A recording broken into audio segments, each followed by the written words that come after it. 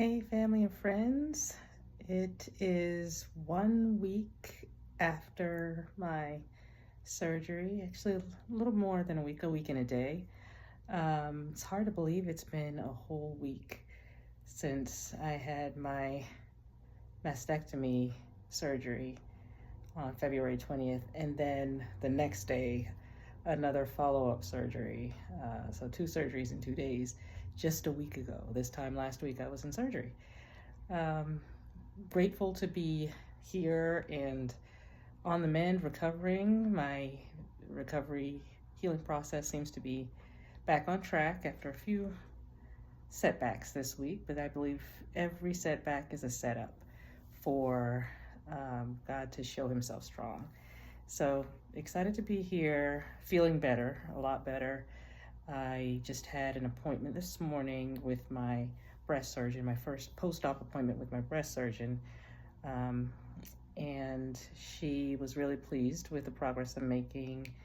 Glad that we've got things back on track. The new antibiotic that I'm taking seems to be working really well. I haven't had any more fevers or elevated temperatures. My blood pressure's doing well. My vitals are looking good.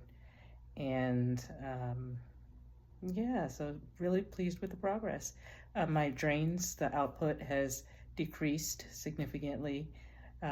Wednesday, I had one drain removed, this is really good. We want to see less drainage from the incision site. And then I think today when she checked, she noticed there was even less drainage in the three remaining drains. In fact, two of them look like they may be able to be removed on Monday when I have my follow-up with my plastic surgeon. So all good things. My pathology report also came in, and she said they were very successful in getting clear, wide negative margins, which is the goal for any type of cancer surgery. You want to get clear margins or negative margins, which means you've got all the cancer as well as a rim of healthy tissue around the cancer to make sure you didn't miss anything. So according to the pathology report, it looks like they got all of it. The right breast had some, usual overgrowth of cells, and the right breast is actually where the cancer was. That had the several different things going on. So they got the cancer, the invasive lobular carcinoma. They also got some precancerous cells, several different types of precancerous cells, including, I think it's LCIS, which is lobular carcinoma in situ, which is basically the cancer before the cancer cells break out and invade the surrounding breast tissues. LCIS is not considered cancer, but it is precancerous. And there was also some atypical ductal hyperplasia, some other precancerous conditions. So really glad that we got all of it there. And then on the left side, again, fortunately, no cancer, just some overgrowth of cells that could potentially become precancerous later. So double mastectomy was definitely the way to go. And I'm glad for that decision. They did get the sentinel lymph nodes. I got two, actually, on my right side, which is where the cancer was. They wanted to see if there had been potentially any spread of the cancer into the lymph nodes, and one came back negative, which is great. The other lymph node was positive, and in fact was more positive than the breast tumor that was removed.